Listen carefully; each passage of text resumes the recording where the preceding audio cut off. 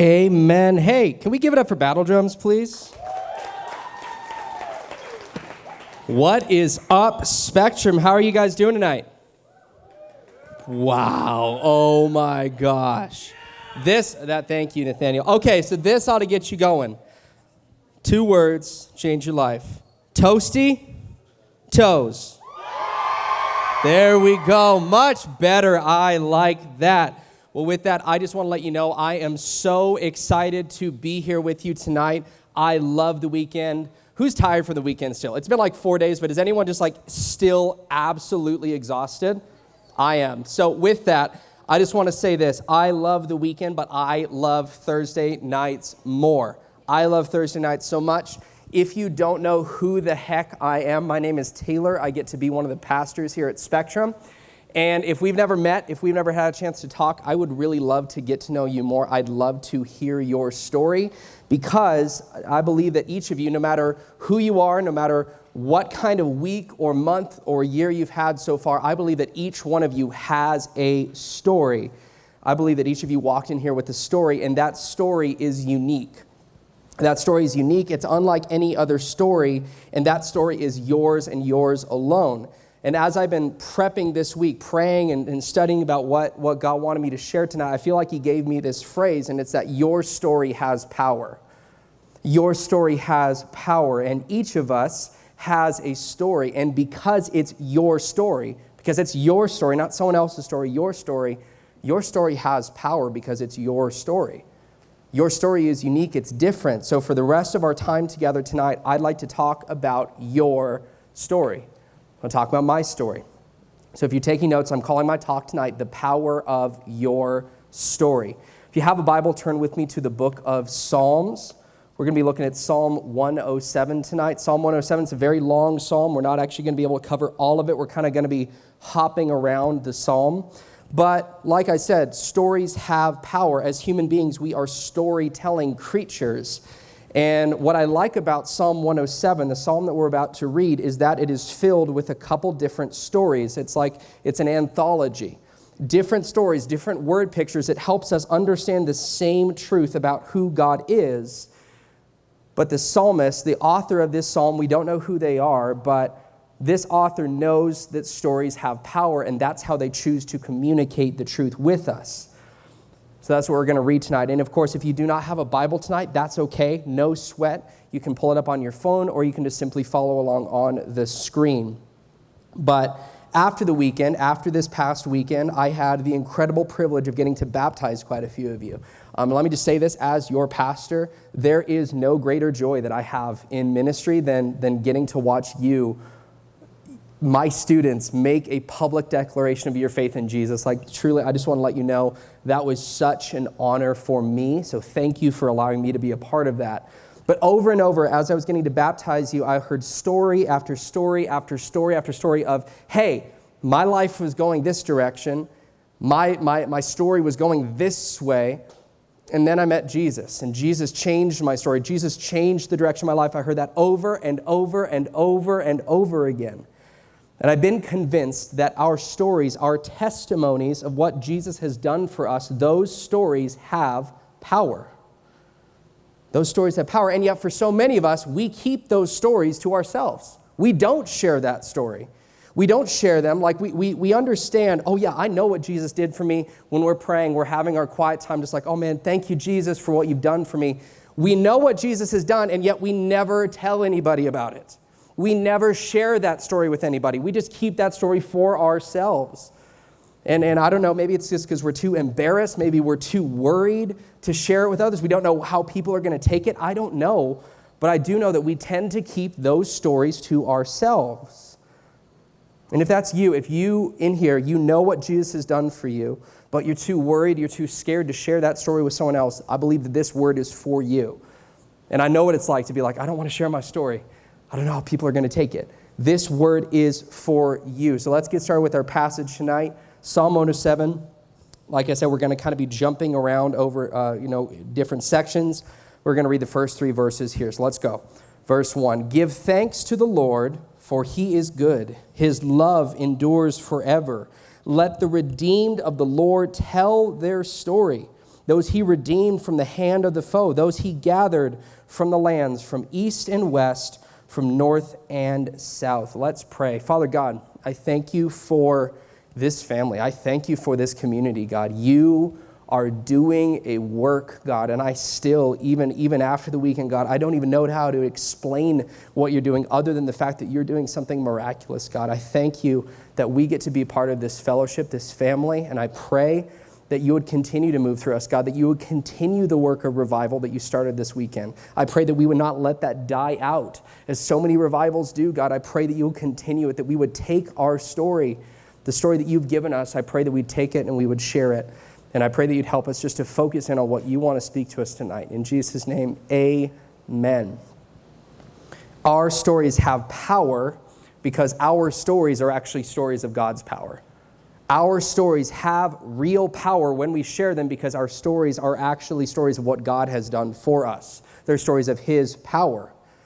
What I realized is that my story isn't just my story anymore. My story isn't just my story. I don't own it anymore. Same with you. Your story isn't just your story anymore. Because of what Jesus has done in your life, because it's Jesus is the one who's intervened in your life and saved you, it's not just your story anymore, it's also his story. Because it's Jesus who's been interacting and intervening in your life. Your story becomes a testimony of Jesus' love. Your story becomes a testimony of Jesus' love, and it's that story right there that has power. And if you're familiar with how our legal system works, one of the most important pieces of evidence in a court case is what we call eyewitness testimony. Eyewitness testimony, simply there's someone, it's powerful in a court case when someone says, hey, I was there, I saw it happen, this person did it. Eyewitness testimony is so important. People go to jail because of eyewitness testimony, people who saw what happened. So the U.S. legal system understands the power of eyewitness testimony. So the question is, Spectrum, why don't we? Why don't we believe in the power of testimony? Why don't we, and more importantly, why don't we share our testimony? You and I are all eyewitnesses to what God has done, so why aren't we sharing it? Why aren't we sharing it with others? And look at verse 2 again. It says, let the redeemed of the Lord, that's you, that's me, tell their story. Tell their stories. And it's just that I've just been thinking about it this week. So many of us spend our lives with our story, keeping our story, our testimony, private. We keep it to ourselves. And again, I don't know, maybe it's because we're embarrassed, like we don't know what people are going to think if we tell them what Jesus has done for us. We're embarrassed, we're ashamed, because it means also telling people not only what Jesus has done for us, but also what we did before Jesus that he had to save us from. Maybe it's embarrassment, maybe it's just simply like you don't know how your friends, your family are going to take it. You're afraid that your family's going to think that you're some crazy religious radical now. I don't know. But 3 times in this whole psalm, you should go home and read it on your own time too, but 3 times in this psalm, the author makes reference to the redeemed people of God. You, me, telling other people about what God has done. Yes, in this song, repeatedly, it's a repeated refrain, hey, give thanks to the Lord. But 3 times in the psalm, God says, hey, you need to go tell people publicly. You need to go tell other people around you what I have done for you. And before we really start looking at the passage in greater detail, I really would like to focus on this phrase here in verse 1. Again, give thanks to the Lord, for he is good. For he is good. His love endures forever. And I think the question that we need to ask before we even proceed with telling other people about our story, we need to ask ourselves, do we actually believe that God is good? Yeah, like again, we're reading it right now in the Bible. It's like, I get it. Yeah, the Bible says God is good. The Bible says that his love endures forever. But Spectrum, do you actually believe that God is good? Do you actually believe it? So for the rest of our time together, we're going to look at 4 ways that God demonstrates that he is actually good and that his love does endure forever. And this is the first way. He found you when you wandered. He found you when you wandered. Look at verses 4 through 9 with me. It says, some wandered in desert wastelands, finding no way to a city where they could settle. They were hungry and thirsty, and their lives ebbed away. And then they cried out to the Lord in their trouble, and he delivered them from their distress. He led them by a straight way to a city where they could settle. Let them give thanks to the Lord for his unfailing love and his wonderful deeds for mankind, for he satisfies the thirsty and fills the hungry with good things. And if you've grown up in church, if you spent a longer amount of time in church, you're probably going to realize that us Christians, like, we have our own lingo, right? We have our own kind of vocabulary, just like, oh, it's just a season, honey. It's just a season. Or what is just like, bless your heart. Bless your heart. Or my favorite is like, oh, I'm just going to, I don't know why I'm doing this in a Southern accent, by the way, but we're just going to roll with it. But like, hey, I'm just going to, oh, you're traveling. Oh, I'm just going to pray a hedge of protection around you. Well, I've been a Christian for like the majority of my life. I'm almost 28 years old. I don't know what that means. Like, what is a hedge of protection? Like, what does that actually mean? And yet we say that, we pray it. But another word that you'll hear from Christians is the word wandering. And normally when we hear people talk about wandering, we're usually referring to Christians who maybe they're straying from their faith, they're walking away from God, or they're doubting their faith. And I'll just say this, I think that's a biblical way to describe where some people are in their faith journey, wandering. However, I want you to take that definition out of your mind. It's a good definition, just take it over here, park it, because that's not the kind of wandering that we're talking about right now. We're going to talk about a different kind of wandering. And when we read this part of the poem, the author is not talking about people who are wandering away from their faith in God. That's not what's happening here. Rather, these people in this first story we see in Psalm 107 are people, they are wandering through a desert trying to find a safe place to settle down. They're trying to find a safe place to build their lives. And like it says in verse 4, the problem is that they're finding no way to a city where they could settle. Later it says that they're hungry, they're thirsty, that their life is draining away. Their life is draining away. That's what this psalm means by wandering. And the way I see it, there are a lot of wanderers in our world today. There are a lot of wanderers in our world today. There are so many people wandering around trying to find some kind of truth to build their life on. They need some kind of truth to build their life on. They're looking for that city, so to speak. They can build a life of safety and security. But then the author describes them that they're finding no way. They can't find their way. They're on this crooked path. It's not taking them anywhere. And I don't know about you, but that just sounds a lot like our world today, right? That sounds like our world today. We have all these people, they're wandering around. Everybody's wandering. Everybody's hearing these voices saying, oh, no, I have my truth. Follow my truth because I understand the truth. Or voices that are saying, hey, no, go just follow your truth because you know what's going on. Just follow your truth. I'll follow my truth. But everybody's just wandering around trying to find their truth. And then the issue is that we're all wandering around, all trying to find our truth. That, okay, you do your truth and I'll do my truth, and then you can do your truth, and we're all trying to find our truth, and yet the problem is we're still wandering the next day. We're all claiming to find our truth, that we're following our truth, but our truth is never leading us anywhere. We try to follow our truth, but tomorrow we're still going to be wandering because we're still like these people. We are finding no way to this city.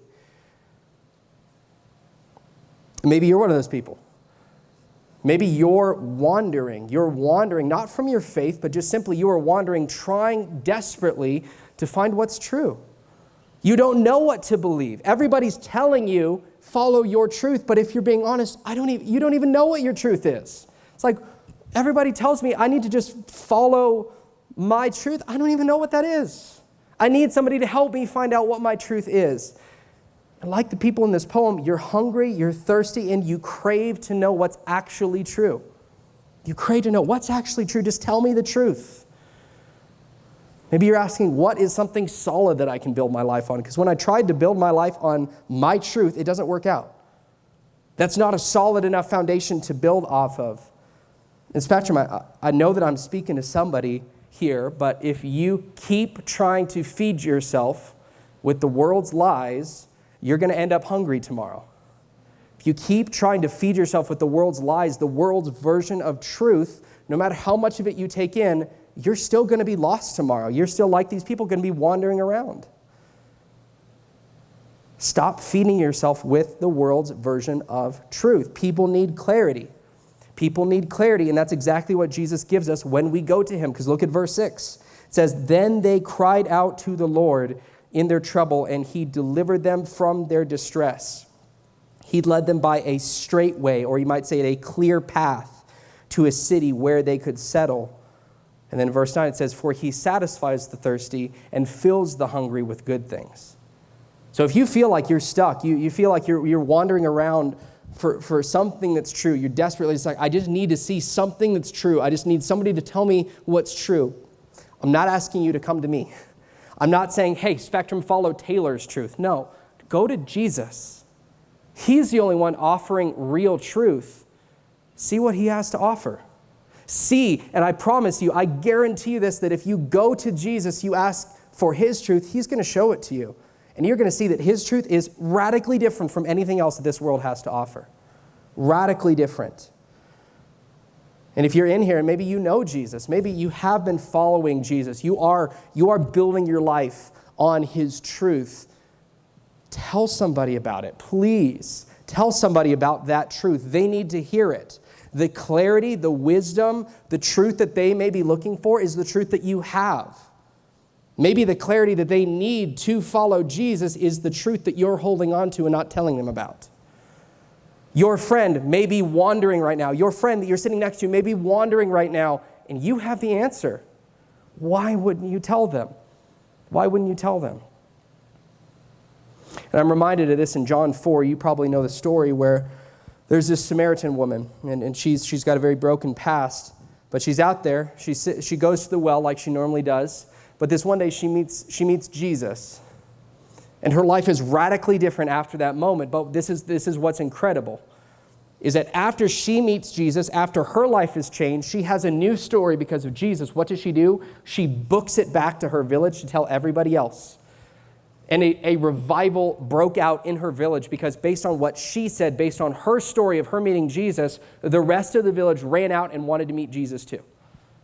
But if she had stayed silent about her story, that wouldn't have happened. And I'm not trying to guilt you into this, but truly, your story has power. Her story of meeting Jesus has power. People came to know Jesus because she shared her story, because she wanted to tell other people what she had found. This is the second way that God demonstrates his love and his goodness to us. It's that he freed you when you were guilty. He freed you when you were guilty. Look at verses 10 through 16 with me. Some sat in darkness, in utter darkness, prisoners suffering in iron chains because they rebelled against God's commands and despised the plans of the Most High. So he subjected them to bitter labor. They stumbled and there was no one to help. Then they cried out to the Lord in their trouble, and he saved them from distress. He brought them out of darkness, the utter darkness, and broke away their chains. Let them give thanks to the Lord for his unfailing love and his wonderful deeds for mankind, for he breaks down gates of bronze and cuts through bars of iron. And just as we're sharing our story, I have something that I want to confess to all of you right now. So a few months ago, I was pulled over. I was pulled over by a sheriff's deputy. I was driving down 2nd Street and saw the sheriff's deputy kind of pull up behind me as we were driving. And I saw the lights. Here's the thing.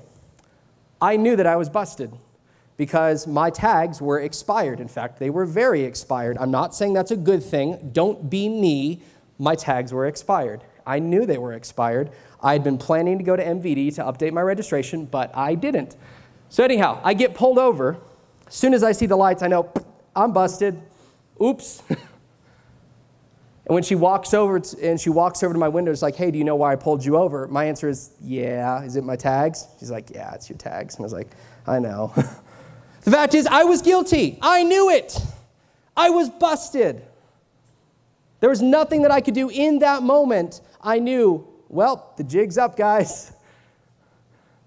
She found out. My tags are expired. And she was merciful to me. She was so kind, so polite. She just let me off with a warning. I got my tags updated. Again, update your tags. It is breaking the law. Don't do it. Be a good citizen like I was not in that moment. But truly, in that moment, I realized I'm guilty. There's nothing I can do to get out of this one. I can't claim ignorance because that would be a lie. I know that my tags are expired. I'm guilty. I'm busted. And I realized I have to face whatever the consequences are. I'm probably going to get a ticket. I'm probably going to have to go to court for it. Again, thankfully, she let me go free with just a warning. But in that moment, I realized I'm guilty. There's nothing I can do. I'm guilty. And the story of this poem, it shifts now. It shifts to a different group of people. Like I said, remember, this poem has multiple stories. It's an anthology. This story is a different set of people. They are prisoners suffering in iron chains, like it says in verse 11, because they rebelled against God's commands. The first group of people we read about, they're wandering. They're trying to find a place that they can settle down in. This second group is different. This second group, they're suffering because they've been imprisoned by their own sin. They're guilty. They're caught. They're busted. And like verse 11 says, they rebelled against, they despised God's law, and now they are suffering as a result of their sin. They're facing the consequences. But think about your story for a moment.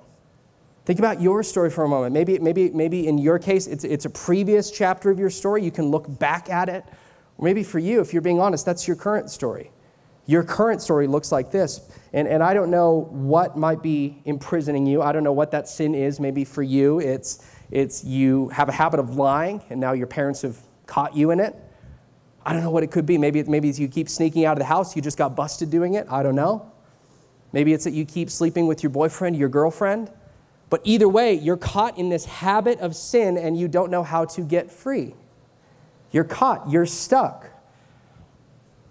And what I've learned in my own life is that sometimes when we are stuck in a cycle of sin, when we are stuck in habitual, unrepentant sin, sometimes God lets us feel the effects of that. He lets us feel the effects of our own sin so that we learn. Sometimes He lets us sit in our own mess before He comes to get us. He lets us feel the effects of our own sin. But what I love is that even in this picture, God doesn't let these people's failure, and again, they have failed. This isn't like they're not guilty. They're guilty. They are in chains. They're in prison. But He doesn't let their stories end in failure. Because again, look at verse 13 with me. This is a repeated phrase. You're going to hear it over and over this psalm. Then they cried out to the Lord in their trouble, and He saved them from their distress. He brought them out of darkness, the utter darkness, the same darkness they were sitting in, and He broke away their chains. And look at verse 16, because this is like straight up out of like a Captain America movie. For He breaks down gates of bronze and cuts through bars of iron. Sometimes just like, let me just be honest, there's weird stuff in the Bible, or just like, I don't know what to make of that. And then I read stuff like that, it's like, that's cool. That's cool. God like breaks into jail and like cuts down gates and bars. That's dope. It excites me, but I'm a comic book nerd anyway. But for real though, no matter who you are, no matter what you've done, no matter how much of a mess you've gotten yourself into because of your own sin, the second you cry out to Jesus, He will be there. The second you turn to Jesus, like it says here, they're suffering, they're in pain because of their own sin. And then it changes. It says, then they cried out to the Lord. What does He do? He literally is like jailbreaker Jesus. He shows up. He starts pulling gates off of doors. He starts like cutting through bars with, like, I just imagine like Superman just like laser visioning through bars. Like He does that.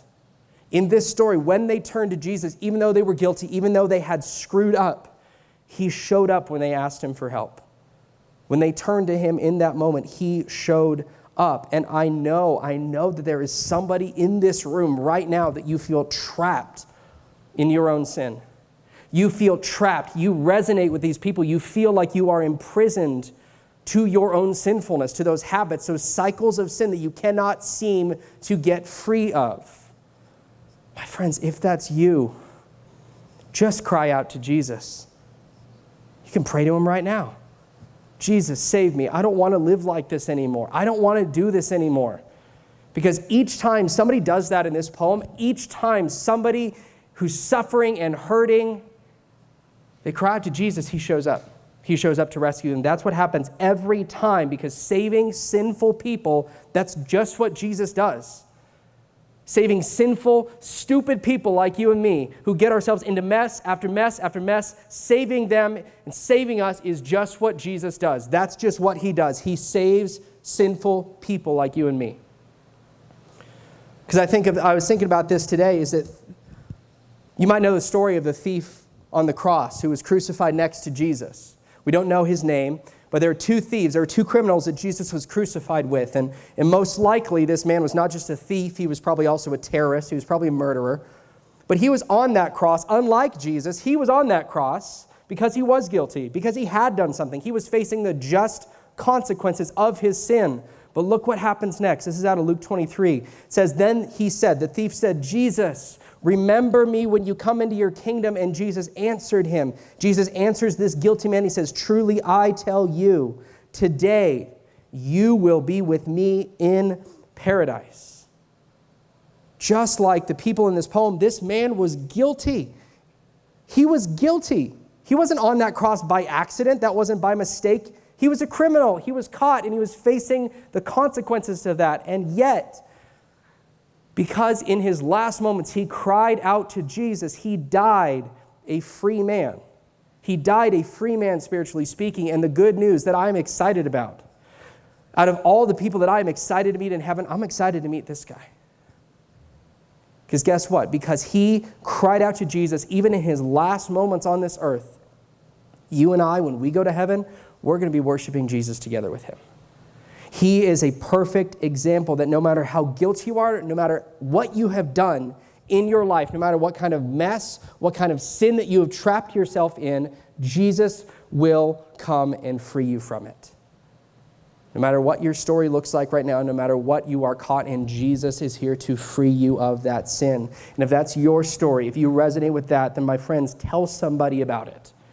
Tell somebody what sins that Jesus has freed you from. I know that's embarrassing. I know that's hard to tell somebody, hey, this is what I used to do, but this is what Jesus saved me from. But think about how many other thieves on how many different crosses need to have that same opportunity. There could be a thief on the cross, somebody in your life who is suffering. Maybe they don't have much time left. They need the opportunity to meet Jesus just like you did, so you need to share your story with them. They need to hear what Jesus freed you from, because I believe that Jesus wants to free them from that too. Here's the third way that Jesus demonstrates his goodness to us, is that he rescued you when you rebelled. He rescued you when you rebelled. Look at verses 17 through 22 with me. Some became fools because of their rebellious ways. They suffered affliction because of their iniquities. They loathed all food and drew near the gates of death. Then they cried to the Lord in their trouble, and he saved them from their distress. He sent out his word and healed them. He rescued them from the grave. You're going to recognize this. Let them give thanks to the Lord for his unfailing love and his wonderful deeds for mankind. Let them sacrifice thank offerings and tell of his works with songs of joy. And you might be reading that and be like, hey, that sounds a lot like the last section. Are we just repeating things? And this is important to know as you study the Bible, as you gain more familiarity with it. So Hebrew poetry, which is what Psalms is, they use a couple literary devices called repetition and parallelism. So what will happen is the author will say something, and then they'll kind of say it slightly different to make a point. They'll say something, they'll repeat it. Or they'll say something and then say something that's very similar, but they're doing that to make a point. But even though this sounds similar, there's a slight difference in this story versus the last story, because whereas the last group, they were dealing with sin that resulted in public condemnation. They were in prison. They were in chains because of their sin. These people are dealing with sin that results in private sickness. The first group, they're in jail. This group, they're described as like they're just sick. They're sick. They don't know what to do. So my question, Spectrum, and this isn't because you owe me an answer, this is just something that I want you to ponder. Is there a secret sin in your life that is making you sick? And I don't mean just physically sick, but spiritually sick. Is there something in your life that you refuse to let go of that is keeping you from being healthy spiritually? Because verse 17 says that these people, they became fools because of their rebellious ways. That's what sin does. Sin messes up your head. You can't think straight. When you're living in constant, unrepentant sin, you can't think straight.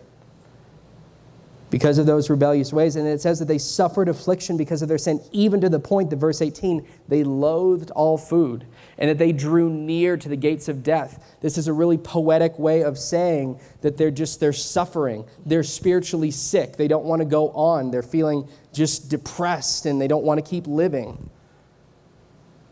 And I don't know what sin in your story is causing you to be spiritually sick. I don't know what that is. It's a secret sin, but I know that there have been times in my story when I felt like this.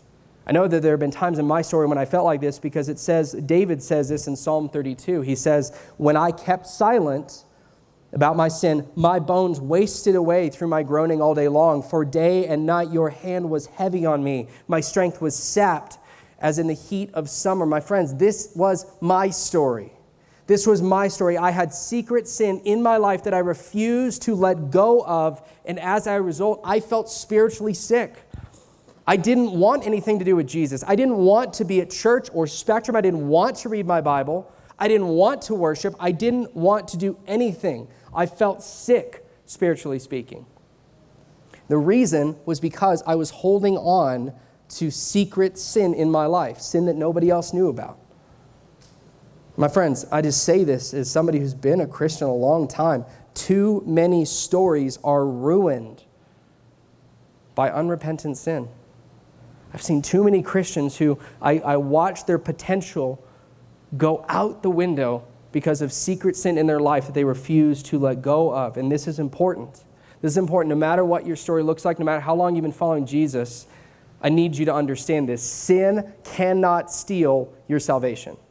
Sin cannot steal your salvation, but it can steal your potential. It won't steal your salvation, but it can steal your potential. My friends, I spent way too long in my life allowing secret sin to steal my joy, to steal my potential. I spent way too long allowing sin to keep me on the sidelines of what God wanted to do through me. Don't be me. Don't be me. But look at verse 19. It's going to sound very familiar. It says again, then they cried out to the Lord. Then they cried out to the Lord in their trouble. He saved them from their distress. He sent out his word and healed them. He rescued them from the grave. The change happens, my friend. The change happens when you finally look at your sin, you look at your story, you look at the direction it's going, and you say, enough is enough. Enough is enough. I do not want this anymore. I am tired of watching this steal my potential. I'm tired of suffering silently, privately. I don't want this anymore. That's when the change happens. And then later in Psalm 32, David says this. He says, then I acknowledged my sin to you and did not cover up my iniquity. And I said, I will confess my transgressions to the Lord, and you forgave the guilt of my sin. There is promise after promise after promise after promise in this book that no matter what you've been doing, no matter whether your sin is public or private, Jesus can change your story if you confess it to him, if you bring it to him and repent of it. You leave it there. You leave it at his feet. But do you want to know how you know that? Do you want to know how you can know about those promises? You have to read this Bible. You have to actually get in his word, because look at verse 20. It says, he sent out his word and healed them. He sent out his word and healed them. And I don't know what you think of God. I don't know what you think of the Bible. Maybe some of you think you're caught in secret sin and you don't want to open this book because you're afraid that if you open this book, you're going to see a picture of an angry, judgmental tyrant who's just waiting for you to screw up so he can destroy you. My friends, that could not be further from the truth. God wants you to come to him. He wants to save you. He wants to heal you. But if you want to know that about who he is, if you want to know who God truly is, then read his word. He wants you to open up this book. And when you are guilty, when you're feeling the weight of conviction for your own sin, fight the urge to run away from God and instead run towards God. Open his word. See what he says to people who are broken and sinful. Because you're going to find a picture of a gracious God who wants to save you, who wants to forgive you. Don't let your story be defined by secret sin that steals your potential. Let your life be defined by Jesus' redemption. That you believe, hey, I believe that Jesus died for my sin. I believe that he rose back to life. And I'm going to live in the middle of that new life, that new redemption. I'm going to wear that redemption with pride. This is the last way that Jesus demonstrates his love, his goodness in our stories is that he saved you from your storm. Look at verse 23. It says, some went out on the sea in ships, and they were merchants on the high waters. They saw the works of the Lord, his wonderful deeds in the deep. For he spoke and stirred up a tempest that lifted high the waves. They mounted up to the heavens and went out to the depths. In their peril, their courage melted away. They reeled and staggered like drunkards. They were at their wits' end. Once again, we move to a new story in this psalm. We're shown a fourth group of people. But this fourth group of people are very different from the other groups that we've seen. The last two groups that we looked at, they were in trouble because of their own sin. This fourth group is not. They're just simply in the middle of a time of pain and suffering. It's what us Christians, we would use the vocabulary that they're in the middle of a storm. And this is the imagery that the psalmist uses to communicate that they are just simply like that these people, they're like sailors caught in the middle of a serious storm, a hurricane at sea. They're afraid that this storm is going to sink their boat, that they're all going to die. And I don't have time to unpack this whole passage as much as I want, but suffice it to say this, I know that there are those of you in this room, you are in the middle of a storm. You are in the middle of a situation that is so hard that you cannot see out of, and you don't know what to do. You are afraid that your boat is going to sink. You didn't ask for this. You didn't do something to be in this storm. You're just in it. It's not fair. You're just in this storm. It's not because you did something wrong. You're just caught in this storm and you don't know what to do. And yet you just feel overwhelmed with all these things happening to you. I'm reminded of a time when my wife and I, we traveled with her family to California. We went to Hermosa Beach. And I was standing out there. I was kind of wading out into the water. And I was kind of surprised that the waves were really, really strong. Like there's just like waves. It's like the waves are getting bigger and stronger and more frequent. And I'm being a dummy like I am. I'm just like trying to like go out as far as I can. But all of a sudden, one of those waves, I started realizing like, wow, these waves are hurting. Like these waves are really strong. One finally knocks me over. As I try to get up, I was like, okay, another wave comes, knocks me over.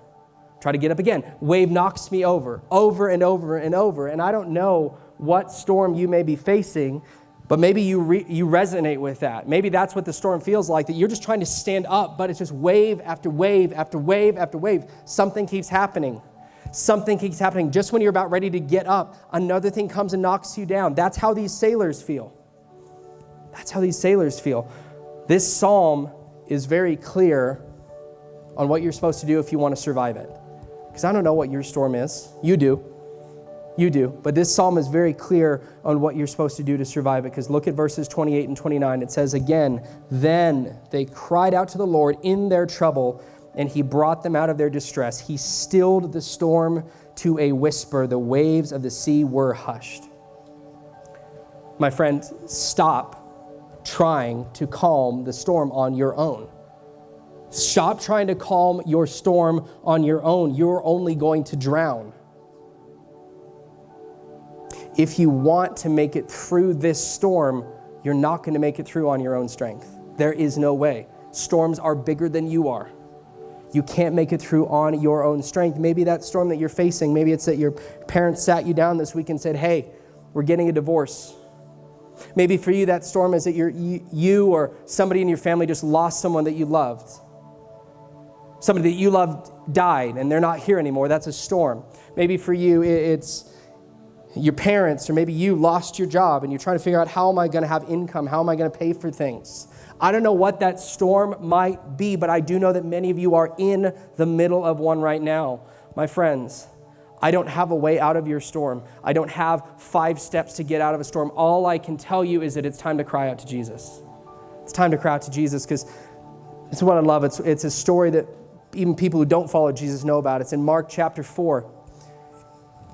Disciples, they're literally in a boat. They're in the middle of a storm. It's getting bad. The boat is starting to sink. Jesus, they're sleeping in the back of the boat. What do? The disciples, they run up to Jesus and they're just like, Jesus, save us. It says he wakes up. He yells at the storm, tells it to be quiet, and it does. But the disciples did the right thing. Yes, they were freaking out. Yes, the storm looked bad. Yes, it looked like they weren't going to make it out alive. Yes, they didn't have enough faith. But in the moment, they did the right thing. They cried out to Jesus. It says, Jesus, we can't make it through this storm unless you do something. And if you are in the middle of a storm right now, that's what you need to do. Cry out to Jesus. Jesus, give me the strength to get through this. Jesus, calm this storm because I can't do it on my own. And he will. He may not save you the way you want. He may not save you in the way that you expect. But this is a promise that when you cry out to Jesus, no matter what you are facing, he will show up and he will rescue you. And as we close, I don't know what your story looks like. Maybe for you, you really resonate with the people who are wandering. They're looking for truth. They're looking for that safety. Maybe you're not like them. Maybe you feel more like the rebels, the criminals who are guilty. You feel that guilt, that shame, and maybe you're just like this last group, and you're just like, I'm so tired. I don't know how I'm supposed to keep going. I don't even have energy to keep fighting this storm tomorrow.